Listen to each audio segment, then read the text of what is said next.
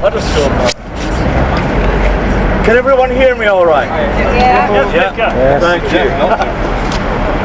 I just firstly want to start off by congratulating all those who've not only helped organise, but actually then have participated in walking all the way, and it is a hell of a distance, from Calderdale Royal up to Ainley Top on that steep slope, and then down to HRI, and then a triumphant walk to George Square and the statue of Harold here. Congratulations, and give yourselves some applause for that. Hey! I'm a disabled person myself, and I've walked from HRI to here and I'm killed. So God help the rest of you who've done that. And for those who are going on to Dewsbury District Hospital this afternoon, my best wishes, and I hope that it goes incident free and you have a lovely time and a good reception from all the passers-by as we've had up to now, with all the horns beeping at us, giving support, and that's a great thing. Now the reason for that, of course, is that you and I for a little bit, but all of us in the community are organising, campaigning and marching for probably the greatest public service that the world has ever seen. Yay! Hey! In 1948, the Labour government then, in particular Nye Bevan and his colleagues, created the NHS in the face of major opposition. And, let me say quite clearly here and now, in the face of even greater austerity funding cuts than any of us ever faced today. And it's a farce to say the NHS as it currently stands is unsustainable. It is sustainable as long as the public will, and more importantly the political will, is there to carry it on. As Nye said himself, the NHS will last for as long as there are people willing and ready to fight for its aims. I would just like to, if I could, just put on a little bit of a local slant here, and it's about Calderdale and Huddersfield NHS Trust, who I work for. I work in clinical governance there.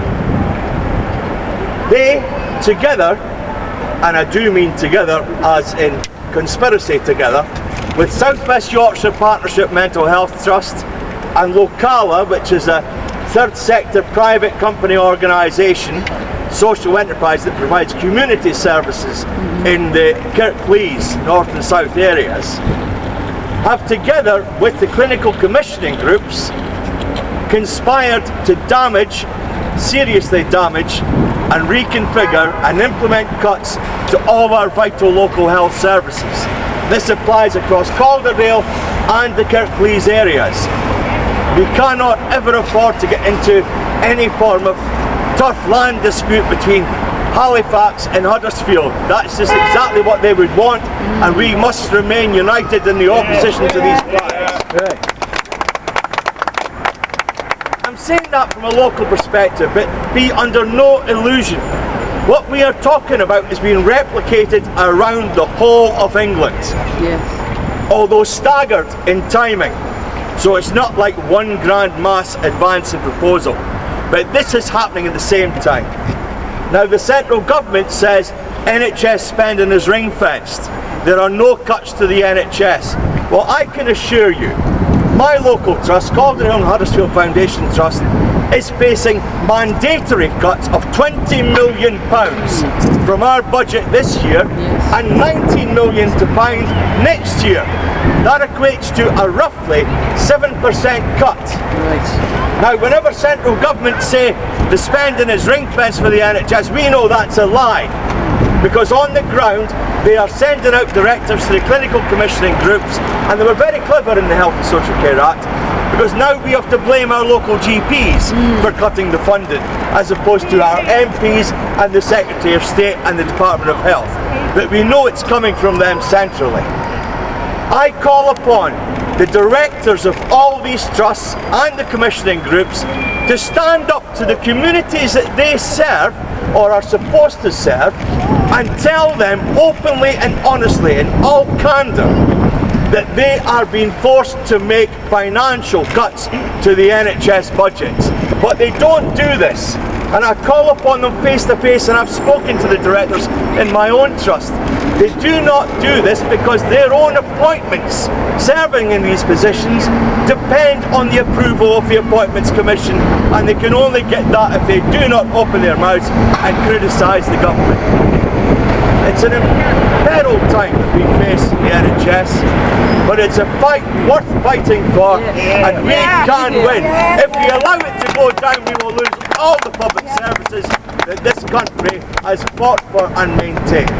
So I wish you all the very, very best in that, but I'm going to finish on one final positive point. I am a Scotsman, obviously, you can tell by my... Hey! Yorkshire's my adopted home. I've been in Huddersfield 23 years. In 2004, the then Scottish Government, which was a Labour-Lib Dem coalition, decided to abolish the trusts, to abolish the internal market, and they instituted what used to be the NHS in Scotland, a set of geographical health boards that not only planned and commissioned the services, actually employed the people who worked in the hospitals and in much of the community care settings. All they had was political will to do it, and they've done it, and it's a success. And if you compare service quality and financial outputs between England and Scotland, there's very little difference in terms of efficiency and effectiveness. But we need this government, we need all the parties who claim to form to be the next government to have that will, carry it forward, have the self-confidence to bring us back the NHS as we used to know it. Thank you very much. Hey!